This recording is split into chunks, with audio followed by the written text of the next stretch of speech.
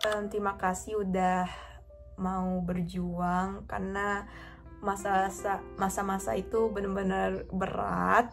Yang namanya perjalanan yang hebat pasti ada rintangan yang berat, of course. Hai all, welcome back to this story. Hai semuanya, balik lagi sama aku Ara hari ini dan aku seneng banget kali ini kita bisa ketemu lagi untuk ngobrol-ngobrol. Ya, seperti yang ada di judul YouTube kali ini, aku kedatangan gestar yang super kece banget. Kalau misalnya kita mau ngobrol-ngobrol atau tanya-tanya seputar beasiswa yang hari ini bakal kita bahas, so langsung aja kita panggil gestar kita kali ini. Please welcome Kak Alia. Halo Kak. Halo Kak Lia, apa kabar Kak? Alhamdulillah baik. Ara gimana kabarnya?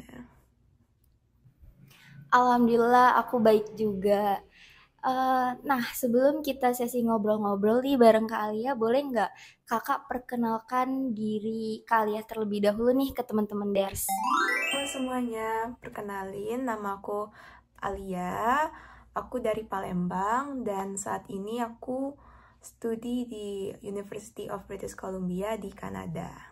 Aku alhamdulillah award di Beasiswa Indonesia Maju BIM angkatan 2 dari Kemendikbud.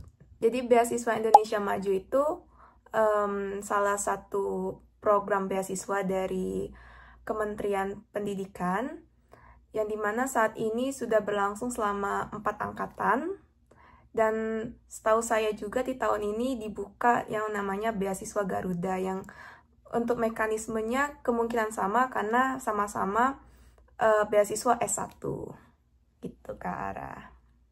Oke, jadi Kak Alia sendiri ini menempuh untuk sarjana atau pasca sarjana nih Kak di Kanada? Saat ini aku belajar di S1 sih. Sarjana ya. Oke. Nah, untuk kayak mekanismenya pendaftaran beasiswa Indonesia Maju tuh kayak gimana sih, Kak? Mungkin teman-teman di sini ada yang mau tertarik nih ikut beasiswa Indonesia Maju ini. Mungkin bisa di-spill ke teman-teman. Oke, jadi aku waktu itu daftar BIM di tahun 2022 kalau nggak salah. Jadi saat mau kenaikan kelas 12. Nah, saat itu kan BIM masih angkatan 2 ya, which is masih baru banget. Dan di saat tahun itu juga ada yang namanya BIM persiapan. Jadi di BIM itu ada 2 program, BIM persiapan sama yang BIM non persiapan. Nah, yang persiapan ini tuh itu yang non degree. Jadi artinya kalau kita dapat beasiswa tersebut, kita dibiayain sama Kemendikbud untuk persiapan apply universitas luar negeri kayak IELTS, SAT, terus daftar ke luar negerinya juga itu kan butuh biaya juga ya. Nah, kalau kita dapat beasiswa tersebut itu semuanya ditanggung sama mereka. Nah, kalau yang non persiapan itu biasanya yang daftar yang mau lulus. Jadi yang kelas 12 akhir. Jadi mereka nyiapin pendaftarannya sendiri. Jadi setelah mereka dapat LOA baru mereka daftar BIM. Nah, itu yang perbedaannya. Kebetulan saya itu dari yang BIM persiapan. Jadi emang dari persiapan udah sama BIM gitu.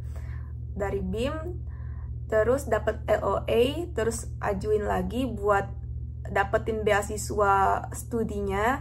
Nah, di saat itulah baru diterima menjadi awardee Beasiswa Indonesia Maju secara resmi. Gitu, Kak. Oke, jadi beasiswa Indonesia Maju ini tuh fully funded ya, Kak ya? Iya, benar Seperti banget. itu. Nah, untuk info beasiswanya sendiri nih, Kak, itu tuh setiap tahun dibuka atau kayak gimana? Untuk saat ini sih setiap tahun ya. Cuman kan setiap tahun juga ada perkembangan kayak pergantian kementerian. Jadi kan kebijakannya juga kan berubah-ubah. Namun untuk tahun ini tuh ada dua beasiswanya. Jadi beasiswa Indonesia Maju dan beasiswa Garuda. Oke, nah begitu ya teman-teman. Mungkin kalau ada yang mau daftar, jadi kita bisa tahu infonya tentang beasiswa Indonesia Maju ini. Oke, kalian ngomong-ngomong tentang personalitinya Kak Alia, ada nggak sih struggle waktu Kak Alia daftar beasiswa Indonesia Maju ini? Oke, tentu kayaknya ada. Soalnya aku datang dari sekolah negeri ya, dan waktu itu juga belum ada kepikiran buat kuliah di luar negeri. Saat itu kayak lihat sosial media, postingan Puspresnas gitu, kayak ada pembukaan beasiswa Indonesia Maju. Nah, waktu itu juga kebetulan saat itu aku udah ada sertifikat yang bisa menjadi penompang buat aku daftar. Jadi waktu itu emang daftar-daftar aja dulu kan. Nah, pada saat itu struggle-nya menurutku yang paling berat itu waktu mempersiapkan wawancara. Karena wawancaranya itu dalam bahasa Inggris dan itu first time aku wawancara formal kayak gitu, dan of course pasti deg-degan, tapi aku juga dapat support dari orang-orang di sekitar aku kayak keluarga, teman, dan guru-guru gitu Kak. Oke, jadi struggle-nya pada saat wawancara ya Kak Alia. Itu mungkin ada tips-tipsnya gak sih Kak, gimana sih cara mengatasi wawancara itu? Supaya Kak Alia bisa menghadapinya mungkin selain dari support teman dan keluarga ya. Oke. Kalau aku waktu itu kayaknya 5 hari sebelum wawancara aku benar-benar practice a lot. Jadi kayak kalau aku lagi nggak ngapa-ngapain nih, aku tuh kadang latihan kayak nanya diri sendiri, terus aku jawab diri sendiri juga gitu. Terus aku juga kadang minta saudaraku, terus teman-teman aku buat nanya latihan bareng aku gitu, biar aku bisa jawab langsung dengan mereka gitu.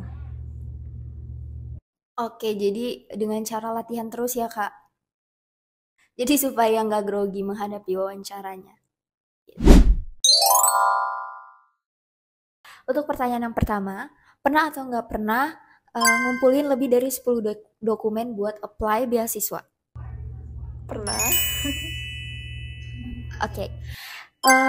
Pernah atau nggak pernah bolak-balik revisi motivation letter sampai bingung? Pernah.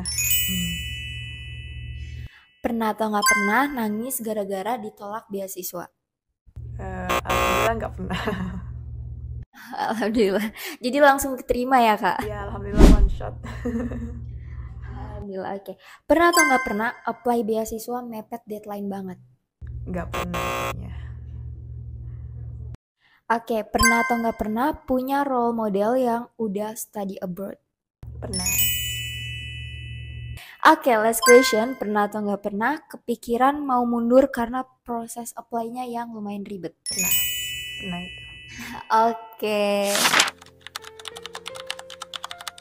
Terima kasih udah mau berjuang, karena masa-masa itu benar-benar berat bisa dibilang, karena yang namanya perjalanan yang hebat pasti ada rintangan yang berat, of course. ya makasih banget, makasih juga dengan support keluarga, terus juga udah mau lebih dekat sama Tuhan, sama Allah gitu. Oke, jadi support dari keluarga itu juga sangat berpengaruh ya Kak. Di sini tuh bisa minum langsung dari air keran, jadi